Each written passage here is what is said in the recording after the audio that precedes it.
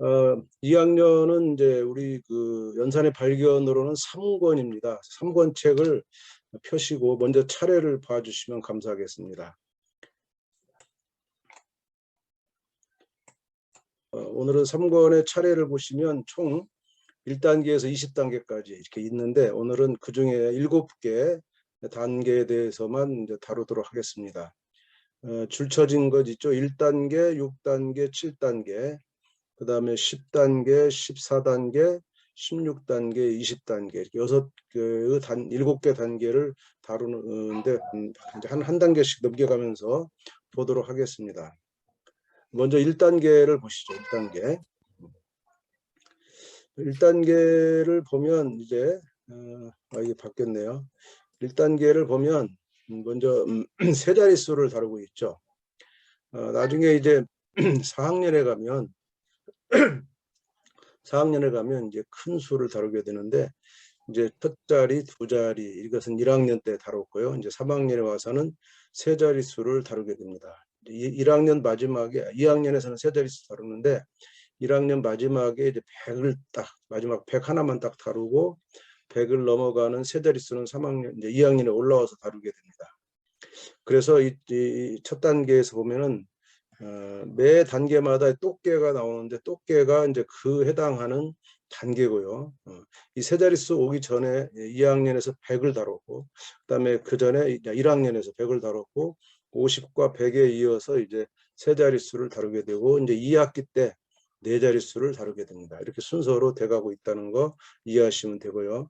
바로 밑에 있는 배운 것을 기억해 볼까요는 이 앞에 있는 이 두 가지 100가지의 수에 대해서 다루고 있습니다. 그래서 학생들이 이제 100가지 수에 대해서 제대로 기억하고 있는지 확인하는 그런 것으로 이제 보시면 되겠습니다. 그 밑에 가면 이제 가장 이 연산의 발견의 핵심인 30초 개념이 나옵니다.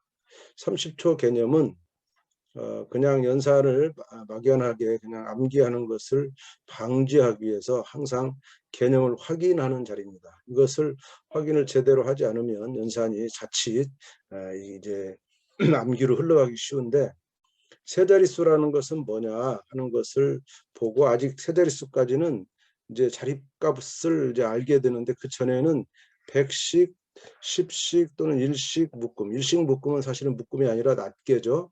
묶음을 세어보고 거기에 따라서 이제 100씩을 100 모형으로, 10씩 묶은 것을 10 모형으로, 그 다음에 낱개를 1 모형으로 이렇게 모형으로 바꾸는 작업을 합니다. 그래서 435라는 수를 100 모형이 4개, 400, 그 다음에 10 모형이 3개, 30, 낱개가 5개, 그래서 5라는 거.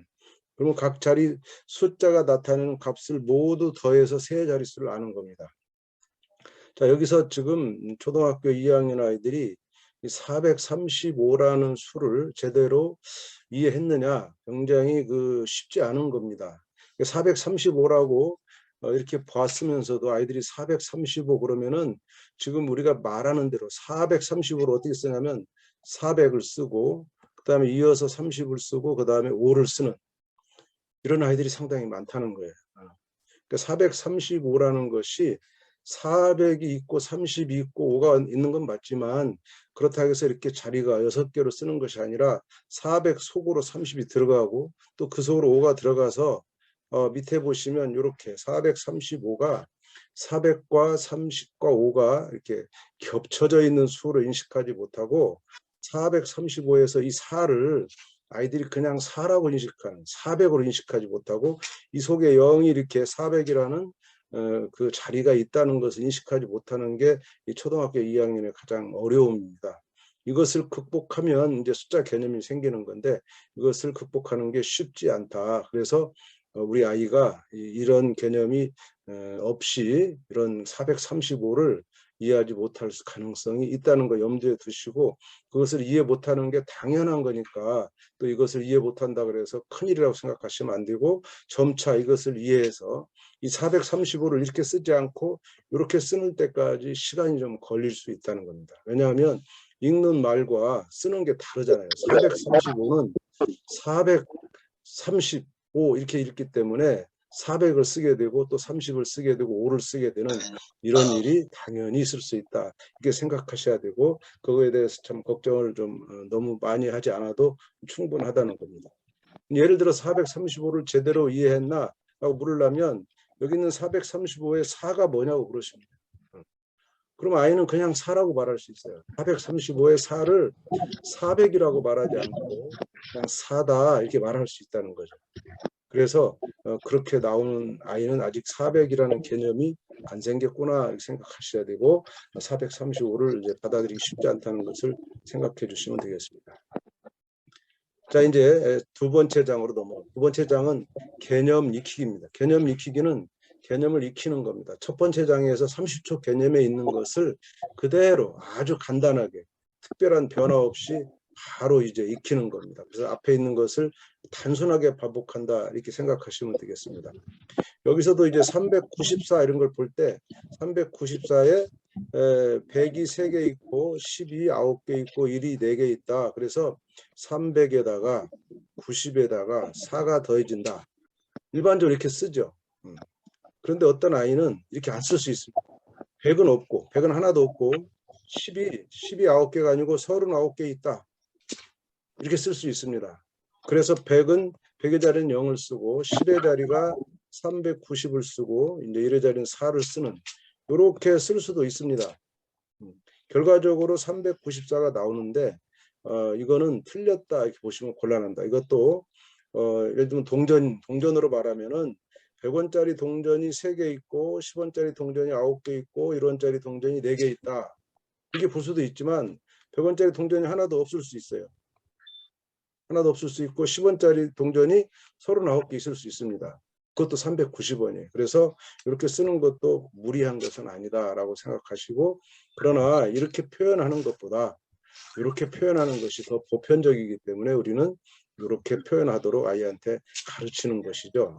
그러나 이것이 틀렸다 이렇게 말하면 곤란하다는 겁니다. 개념 익히기를 넘어가면 이제 3쪽과 4쪽은 개념 다지기입니다. 개념 다지기가 두 쪽입니다. 그렇다고 해서 두 쪽이 똑같지는 않습니다. 3쪽에 있는 왼쪽에 있는 개념 다지기는 개념 익히기보다는 어렵지만 개념 다지기의 두 번째 페이지 즉 4쪽보다는 조금 쉬운 중간에 있는 단계라고 보시면 됩니다.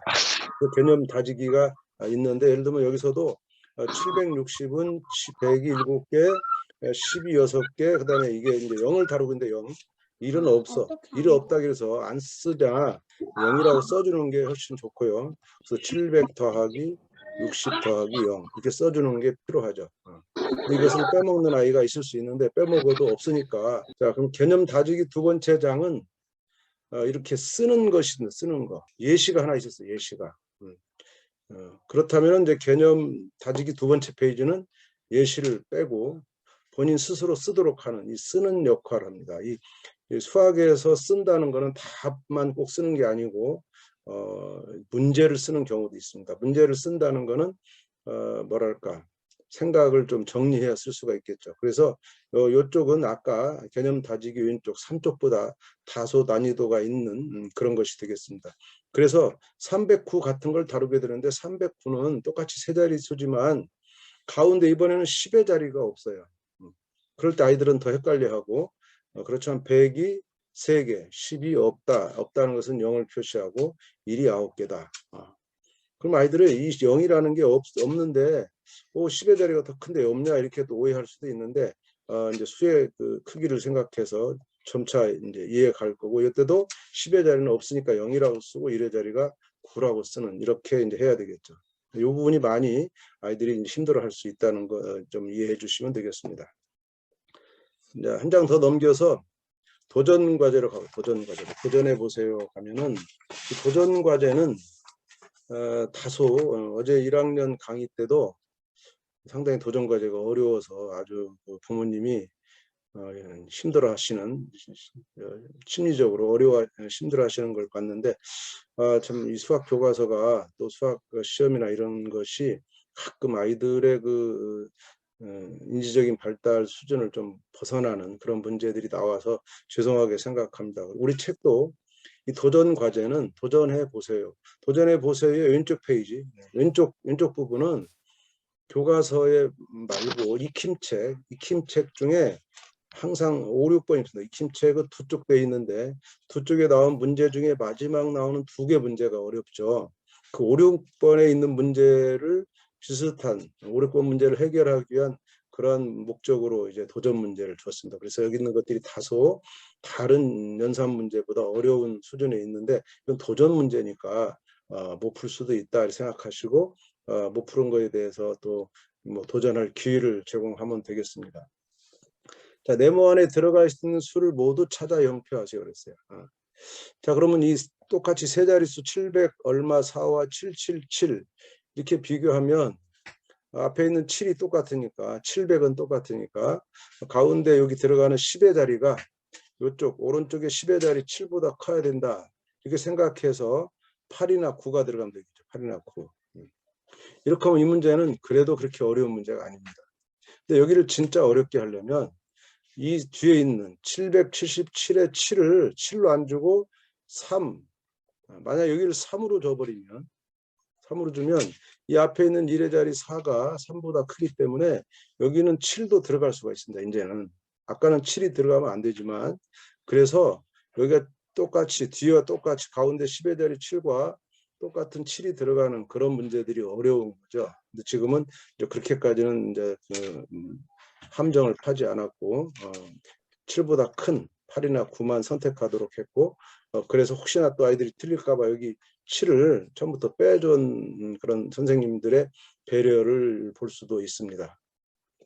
자, 그 다음에 이제 이 도전해 보세요 오른쪽 문제는 이거는 도전 문제가 아니고 그 다음 단계, 이 다음 단계의 선행 문제입니다. 다음 단계를 선행하는 선행학습을 조장하느냐 절대 그럴 리가 없죠. 제가 사교육 걱정 없는 세상 시민단체에 있는데 요거는 선행이 아니라 추론 문제입니다. 추론.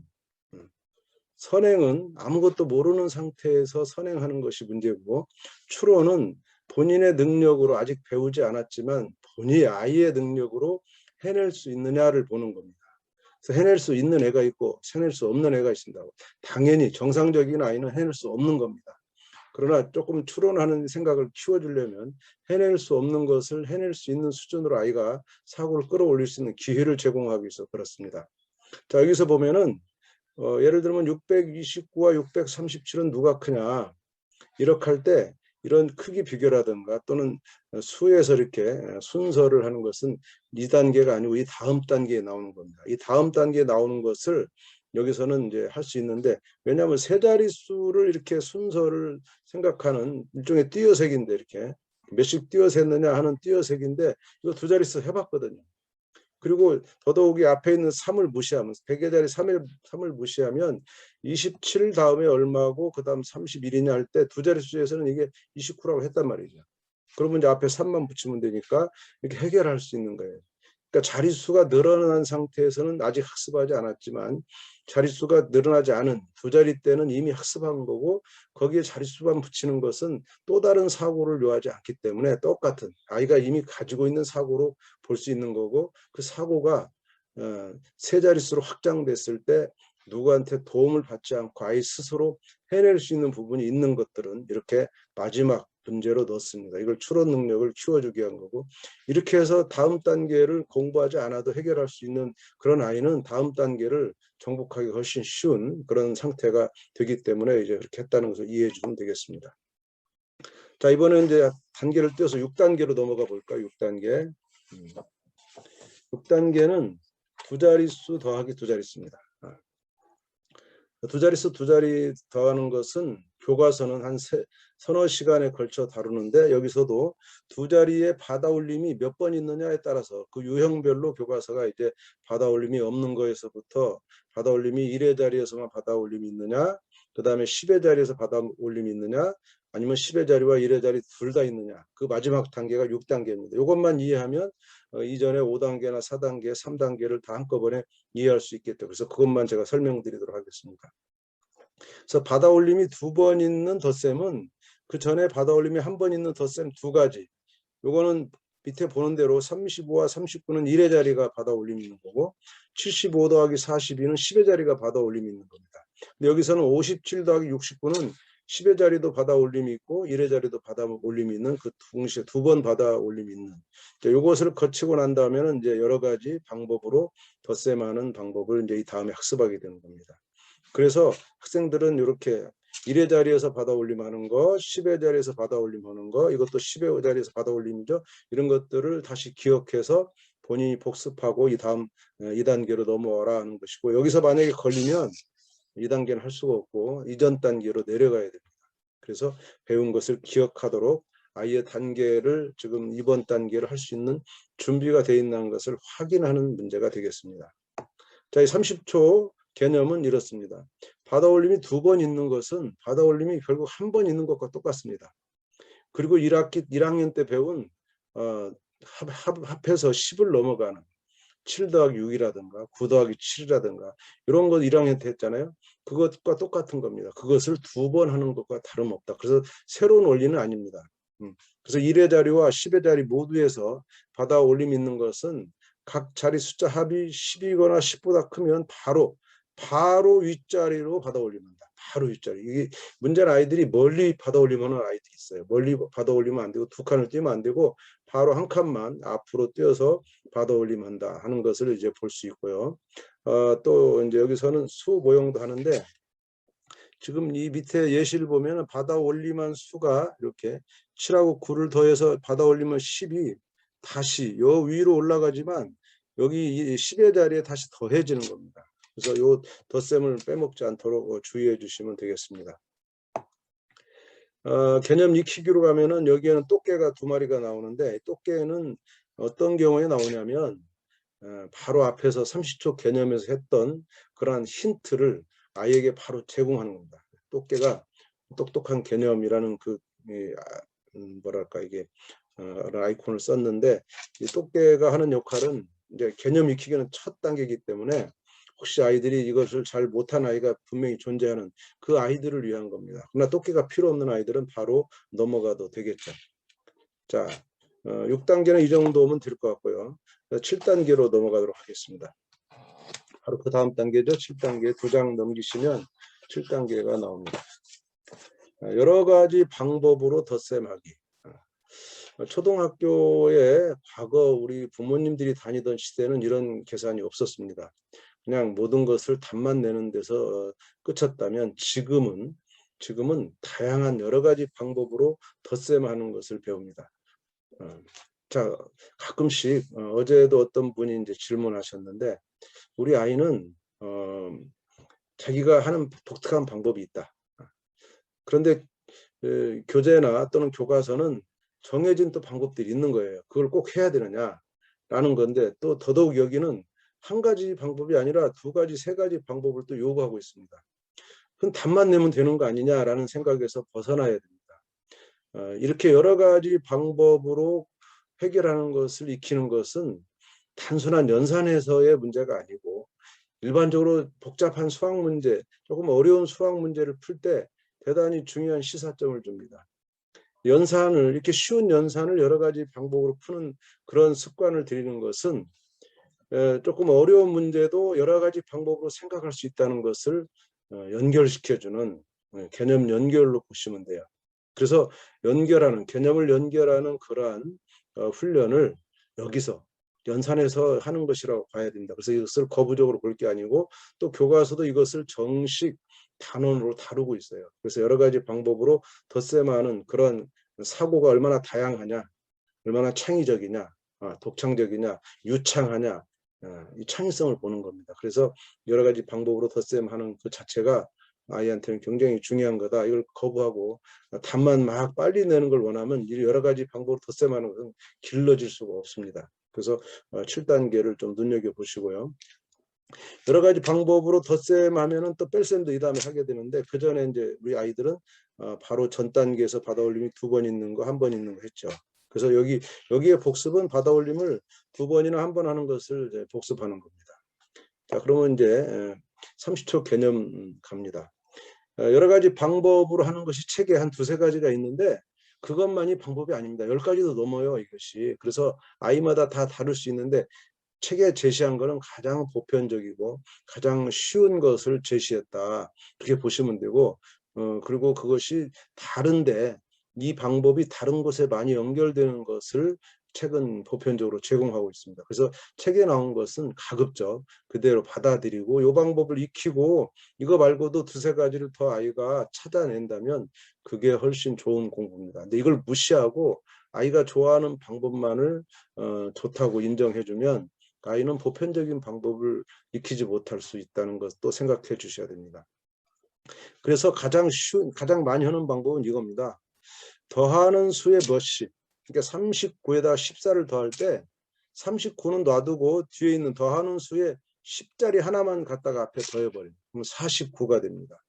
그리고 이제 일자리를 그 다음에 그러니까 뒤에 있는 이 더하는 수를 10하고 4로 가르게 해가지고 가르기 1학년 때 많이 나왔죠. 가르게 해가지고 그 10을 먼저 더하고 그 다음에 4를 더하는 이렇게 한꺼번에 더하지 않고 두 자릿수를 더할 때 10자리 더하고 1자리 더하고 이렇게 이건 일종의 손가락셈과 마찬가지입니다. 그러니까 한꺼번에 우리가 암산으로 해주면 좋겠지만 이게 잘 안 되면 하나씩 떼서 하잖아요.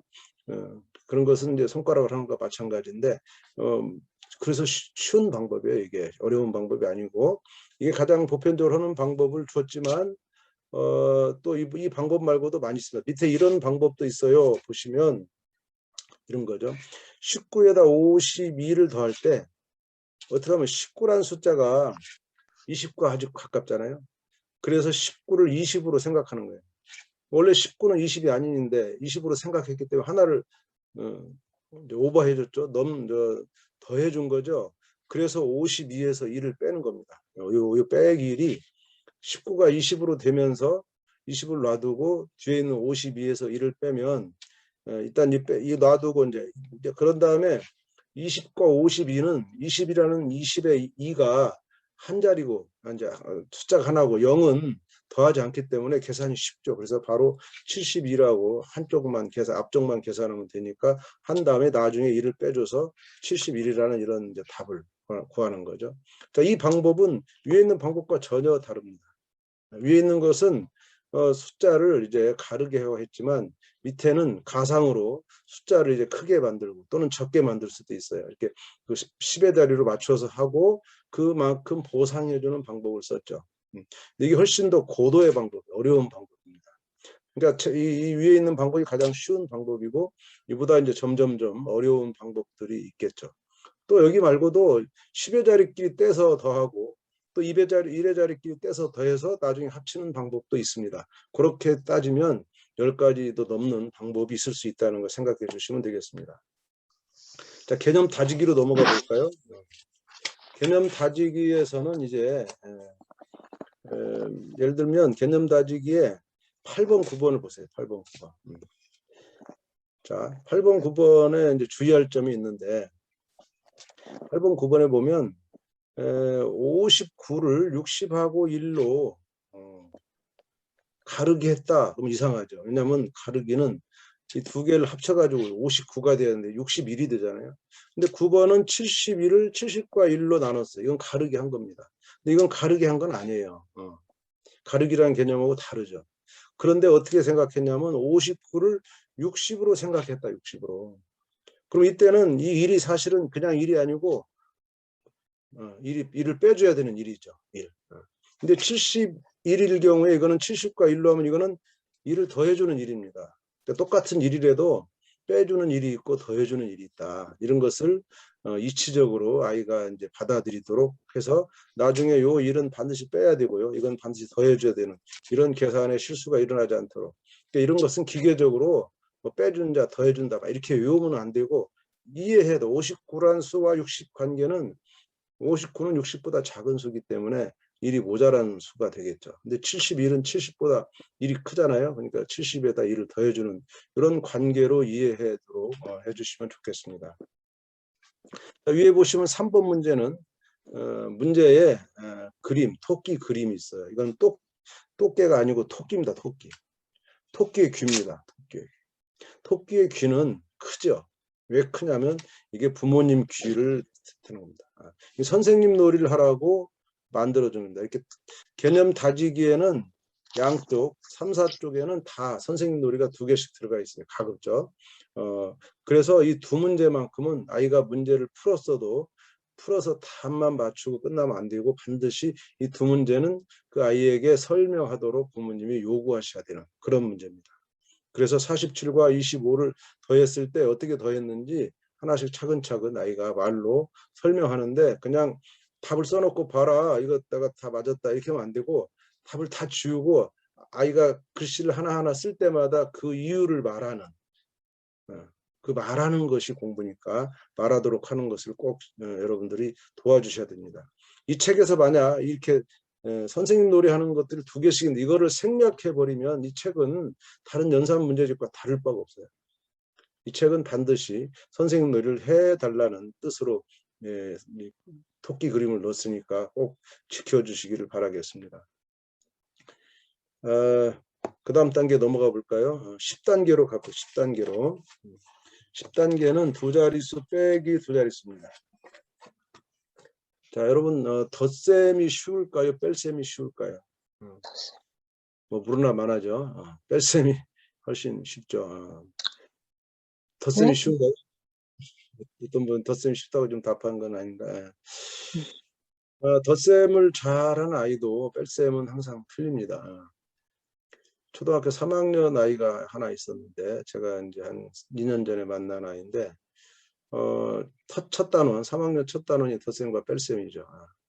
덧셈과 뺄셈에 단원이 끝나고 이제 단원 평가를 봤어요. 선생님은 20문제를 냈더라고요. 학교 시험 문제가 3월 말이었는데 그래서 20문제를 냈는데 아이가 55점을 맞았어요. 55점. 11개 맞은 거예요. 근데 시험지를 저한테 보여줬는데 앞쪽은 덧셈이 10개 있는데 앞쪽은 다 맞은 거예요.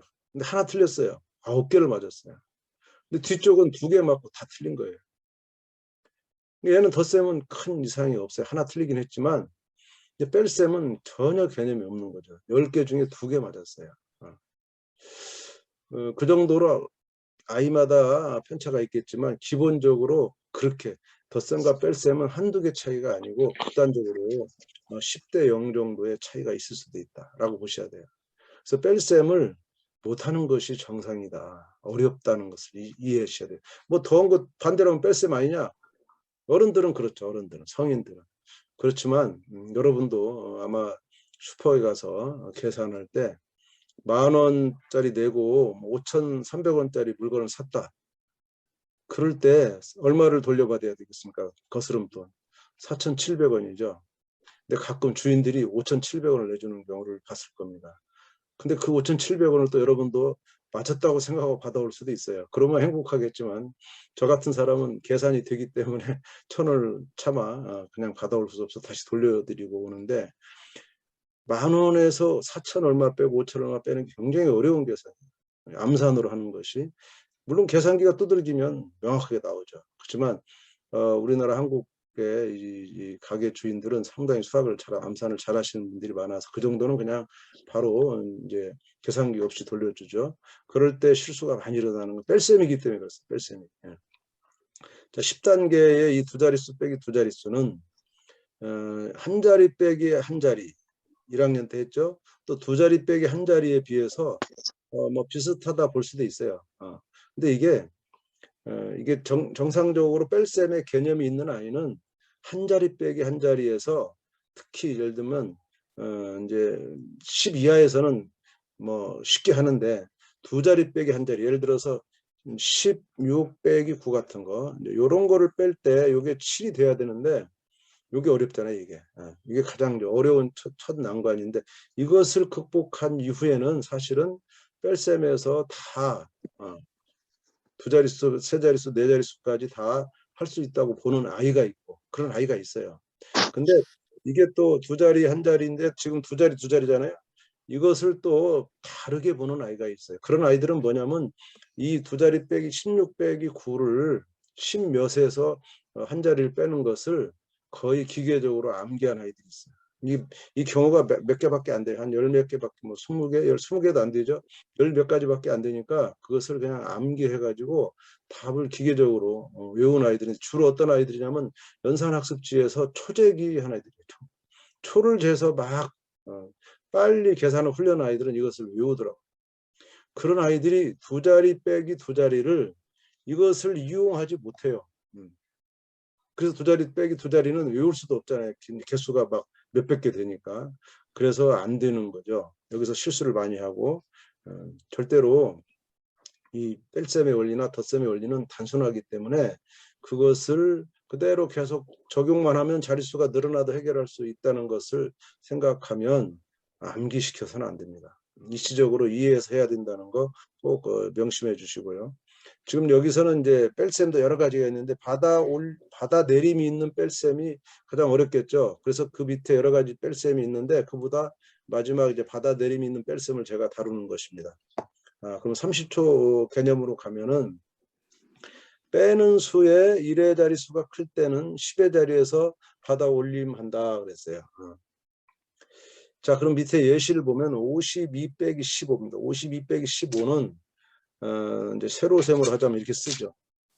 그럴 때 보통 선생님들이나 부모님들이 이렇게 말씀하십니다. 2하고 5를 비교하면 이제 밑에 있는 5가 커요.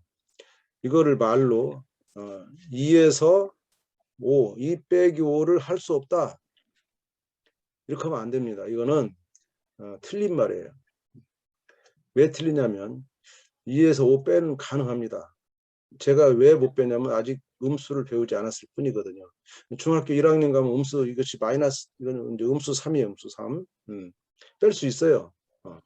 근데 초등학교에서 이것을 자꾸 뺄 수 없다고 배워가지고 중학교 1학년에서 이제 이런 뺄셈을 하게 되는데 그때 아이들이 거부를 해요. 못 뺀다. 선생님이 시키면 안 하려고 그러고 선생님이 이상한 거 중학교 선생님이 시킨다. 이렇게 오해하는 아이들이 있습니다. 그래서 초등학교 때도 뺄 수 없다라는 말은 안 써야 됩니다. 뺄 수 있어요. 다만 빼지 않을 뿐이고 못 뺄 뿐이지 못 뺀다는 것과 안 빼는 건 안 뺄 뿐이지 못 빼지 않습니다. 그래서 어떻게 말을 하냐면 지금 위의 말대로 빼는 수의 1의 자리가 크다. 이럴 때는 바로 빼지 않고 10의 자리에서 하나를 이제 받아내리면서 1의 자리를 키워가지고 뺀다. 이렇게 말을 할 뿐이지 말이라도 틀린 말을 해서는 안 됩니다. 그 틀린 말이 아이한테 계속 이제 뇌에 박혀 있어가지고 커서도 그 말이 사실인 것처럼 이제 이 3살 버릇이 여든가거든요. 그래서 초등학교 1, 2학년 때 했던 이런 말이 부모님이 그냥 막 직설적으로 지어낸 말이 아이의 수학 공부, 중고등학교 올라가는 수학 공부에 방해가 돼요. 교과서에 없는 말은 하지 않으시는 게 좋습니다. 요령을 가르치지 말라는 거예요. 교과서에 있는 말대로 공부시키라는 것이 아주 중요한 겁니다. 그래서 여기서도 그런 걸 좀 주의해 주시면 좋고요.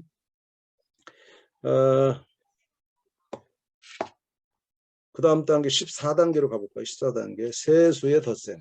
세수의 덧셈.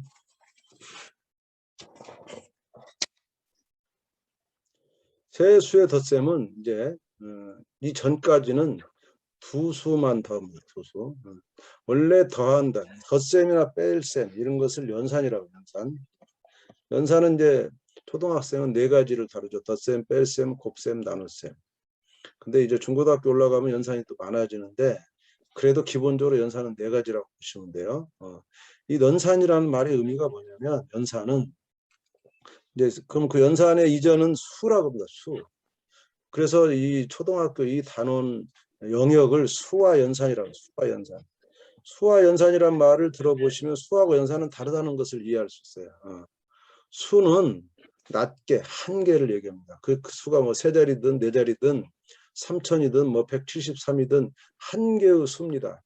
근데 연산은 2개의 수를 다루는 거예요. 그 차이입니다. 수와 연산은 수는 한 개를 다루는 거고 연산은 2개를 다루는 건데 2개 사이에 덧셈, 뺄셈, 곱셈, 나눗셈, 부호가 들어가는 거죠. 부호, 기호죠.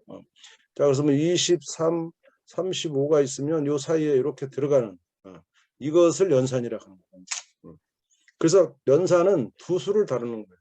세 수를 다루지 않습니다. 본래는. 근데 세 수의 덧셈은 뭐냐면 이와 같이 숫자 3개를 동시에 더하는 이런 표시를 이런 식을 보는 거예요. 그렇지만 사람이 이 세 개의 식을 동시에 더할 능력이 없습니다. 누구든 어떤 사람이든 어떤 연산이든 두 개만 더하는 겁니다. 그러면 이거는 두 개를 더하고 또 그 다음 더하는 연산을 두 번 하는 거예요. 한 번에 하는 게 아니고. 그래서 기본적으로 두 수의 연산을 하고 그것을 한 번 더 하는 것을 세 수의 덧셈이다 이렇게 말하는 것이지 한 번에 하는 건 아닙니다. 그래서 여기에는 순서가 필요합니다. 순서가. 두 개를 동시에 하지 않기 때문에 순서가 필요해요. 순서는 뭐냐? 수학에서의 순서는 항상 앞에서부터입니다. 앞에서. 이것이 이제 5학년에 가면 혼합 계산이 나와요. 뭐 연산이 너댓 개씩 덧셈과 뺄셈, 곱셈, 나눗셈 또 거기에 괄호까지 포함돼서 막 5가지, 6가지 연산이 섞여 있을 때도 무조건 순서는 앞에서부터입니다. 앞에서부터. 앞에서부터 해라는 것이 원칙입니다. 원칙. 당연하죠. 글이 있으면 앞에서부터 읽어야죠. 식도 계산도 앞에서부터 하는 겁니다. 그런데 경우에 따라서는 이것을 뒤에서부터 해야 될 때가 유리할 때가 있고 또 이제 5학년 가면 곱하기 나누기를 먼저 하잖아요. 그런 것은 다시 정하는 것이지만 일단 기본적으로 1원칙 계산이 있으면은 앞에서부터 하는 거다. 근데 예의가 뭐냐? 뭐 괄호가 있다든가 그럼 괄호를 먼저 한다. 또 곱셈하고 덧셈이 섞여 있으면 곱셈을 먼저 한다. 이런 원칙이 그 다음에 정해지는 거예요. 그러나 이 덧셈과 뺄셈만 있다든가 곱셈과 나눗셈만 있으면 무조건 앞에서부터 하는 겁니다. 그게 기본 원칙이라는 거. 이제 그걸 먼저 생각하시고 그 다음에 그것을 변형시켜서 다양한 이제 기법이 생기는 겁니다. 그러나 기본적으로 앞에서부터 한다 이걸 인식하시면 되고요. 그 세수의 덧셈 할 때는 반드시 앞에 두 수를 먼저 더한다. 그리고 남은 한 수를 더한다. 이게 기본 원칙이에요. 원칙. 그런데 이런 방법도 있어요. 보면요. 세수의 덧셈은 더하는 순서를 다르게 해도 될 것 같다. 순서를 바꿔도 된다. 덧셈만 있을 때는 지금 여기서 보는 대로 36과 7하고 9를 더할 때 앞에 두 수를 먼저 더해도 되지만 뒤에 두 수를 먼저 더해도 된다. 이건 덧셈이 있을 때만 예외입니다. 덧셈은 그래서 자유롭습니다. 그러면 덧셈과 뺄셈이 있다면 뺄셈은 이게 안 돼요. 덧셈만 되거든요. 또 곱셈과 나눗셈이 있으면 곱셈만 이게 되고 나눗셈은 순서를 바꾸면 안 돼요. 그래서 나중에 이제 초등학교 고학년 또 중학교 올라가게 되면 덧셈과 곱셈에 대해서 집중을 합니다. 왜냐하면 덧셈과 곱셈은 자유스럽기 때문에 아무렇게나 해도 되는 여러 가지 법칙들이 있어요. 근데 뺄셈과 나눗셈은 안 되거든요. 그럼 뺄셈과 나눗셈을 자유롭게 하려면 어떻게 하는 거냐? 덧셈과 곱셈으로 고쳐버리는 거예요. 그 고치는 것이 중학교 가서 이제 본격적으로 다루게 되는 겁니다. 초등학교에서는 이제 순서에 조금 이제 제약이 있는데 그런 것들을 생각해서 이제 가면 좋겠고요.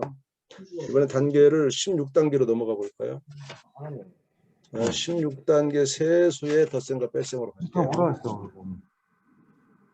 16단계 세수의 덧셈과 뺄셈은 이제 덧셈과 뺄셈이 섞인 겁니다. 거기 내용 보시는 대로 보면 35 빼기 15, 19 더하기 10이에요.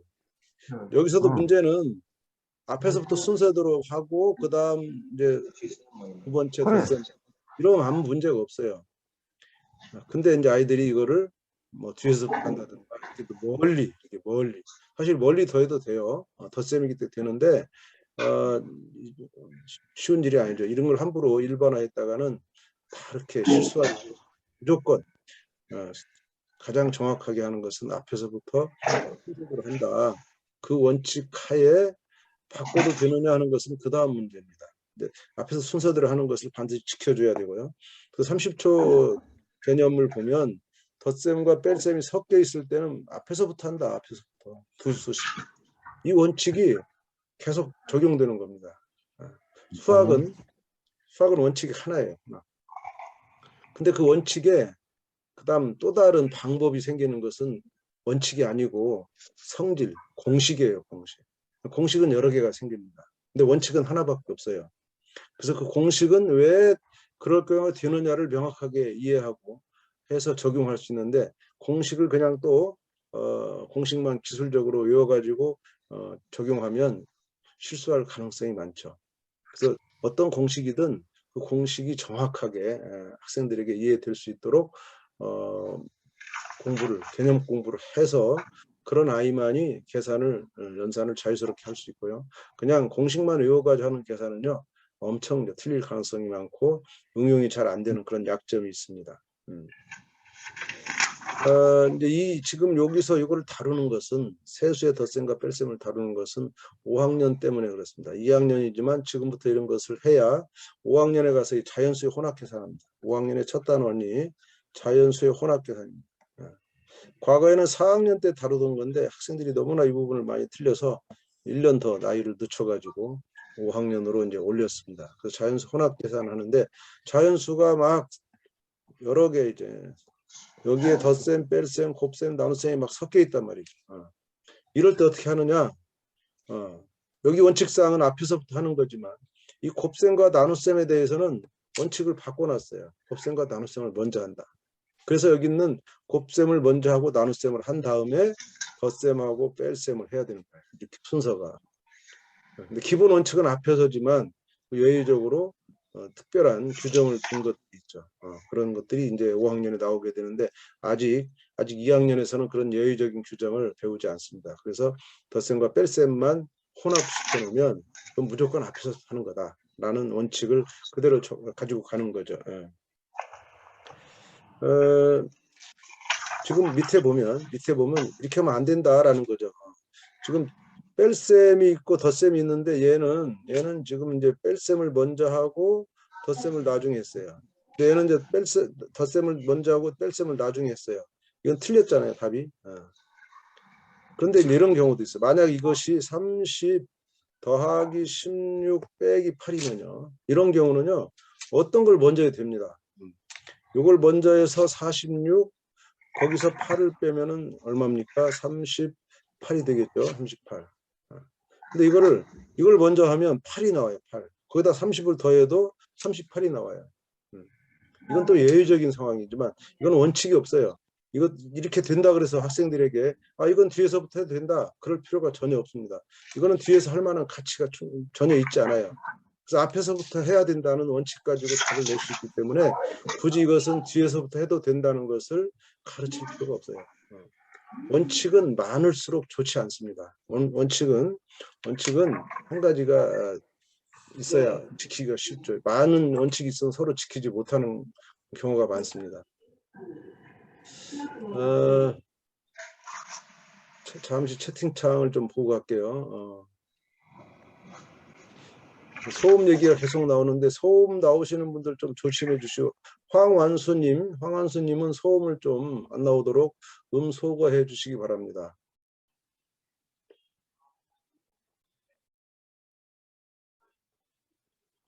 예, 몇 분 올려주신 거 제가 채팅창을 못 봤는데 중간 답변을 기회를 잃어버렸네요. 나중에 끝나고 다시 채팅창에 올려주시면 시간 나는 대로 답변 해드릴게요. 자, 그러면 이제 마지막 20단계로 가볼까? 20단계. 20단계는 곱셈식입니다. 곱셈식. 지금 초등학교 2학년에서는 구구단을 마지막 2학기 때 배우게 되는데 2학기 가기 전에 1학기 마지막에 곱셈을 배웁니다. 곱셈은 아직 구구단을 본격적으로 하기 전에 곱셈을 이제 이렇게 뭐랄까요? 개념만 가르치는 거죠. 곱셈이라는 거, 그 곱셈 전에는 배, 뭐의 몇 배, 4의 2배, 뭐 8의 3배, 이 배의 개념을 먼저 가르치고요. 그다음에 그걸로 곱셈이라는 것을 개념만 1학기 때 하고 구구단 이제 계속 여러 번 곱하는 것은 2학기에 가서 하게 됩니다. 그래서 마지막 1학기 끝이 곱셈식인데 곱셈으로 표현하는 이제 식을 배우는 거죠. 그래서 곱셈식을 배우고 2학기 때 구구단으로 넘어가는 이걸 연결시키는 건데 이게 이제 뭐 바로 교과서는 바로지만 아이들로서는 이 사이 여름방학이 끼기 때문에 곱셈 개념을 1학기 때 잘 이해하지 못한 상태에서 2학기로 갈 가능성도 없지 않죠. 자, 그러면 곱셈의 개념은 뭐냐? 우선 묶어 센다는 말이에요. 묶어 센다. 이제 아까 띄어 센다는 말도 그 채팅창에 나왔는데 띄어 세는 것과 묶어 세는 것은 다릅니다. 묶어 세는 것은 예를 들어서 여기 있는 것이 이제 4개씩 묶었다. 이렇게 4개씩 묶으면은 4개씩 묶으면 6묶음이 나오죠. 그래서 4개씩 6묶음. 이것을 4의 6배라고 아이들이 말을 바꿔야 돼요. 그러니까 여기 있는 말들은 다 문법입니다. 문법. 문법이란 말은 그대로 쓰는 용어가 되는 거예요. 수학 용어는 그대로 쓸 수 있도록 이 단계에서는 4의 6배, 4개씩 6묶음이란 말을, 이거는 사실은 일상 용어죠. 4개씩 6묶음. 근데 그 수학 용어로 바꾸면 4의 6배라는 용어로 바뀌어야 됩니다. 4의 6배를 나중에 우리 6배를 나중에 곱하기로 바꿀 거거든요. 그럼 4 곱하기 6이 되는 거예요. 그래서 4 곱하기 6 이렇게 되는 거죠. 그래서 4개씩 6묶음은 아직 덧셈의 관계에서 4의 6배로 고쳐지면서 곱셈으로 바뀌어지는, 덧셈이 곱셈으로 바뀌는 그 순간이 지금 여기 아이들한테 처음 곱셈 개념이 생기는 겁니다. 그래서 여러 가지로 지금 연습해 보도록 6개씩 4묶음 해서 24개를 예를 들었는데, 24개라는 것이 24라는 숫자는 수학에서 다른 두 수의 곱으로 많이 나타나는, 가장 많이 나타나는 비교적 그런 수를 예를 들은 겁니다. 근데 이걸 뭐 23 그랬으면요, 23은 한 가지밖에 없어요. 1 곱하기 23 외에는 나타나지 않습니다. 근데 24는 이렇게 여러 가지 배로 나타나기 때문에 24를 많이 이제 표현하죠. 그래서 그 밑에 보면요, 다양한 곱셈식 표현을 이렇게 4가지 예를 들었는데, 곱셈까지는 사실은 5가지인데 말로 곱하기, 기호로 곱하기, 또 몇씩 몇 묶음, 이건 일상 용어지만 몇의 몇 배, 수학이죠. 또 뭐와 뭐의 곱, 뭐 곱하기 뭐, 이런 식으로 아이들은 이 표현을 다양하게 해야 되고, 이런 표현이 다 결국은 곱셈이 된다는 것을 이제 이해하는 것이 바로 2단계에서 요구하는 것이죠. 자, 오늘 2학년 1학기 3권이죠. 3권에 20단계가 나온 것 중에 7개의 단계만 우리가 다뤘습니다. 여러분 이제 나머지 것들은 그보다 조금 더 쉬운 내용들을 다 포함하고 있어서 제가 굳이 다루지 않아도 될 것 같아서 이렇게 다뤘는데, 오늘 2학년 강의는 여기서 제 강의는 마치고, 여러분들 질문이 있으시면 채팅창에 올려주시던가 아니면 이제 음소거를 해제하고 마이크를 켜고 질문할 시간 5분 정도 드리도록 하겠습니다.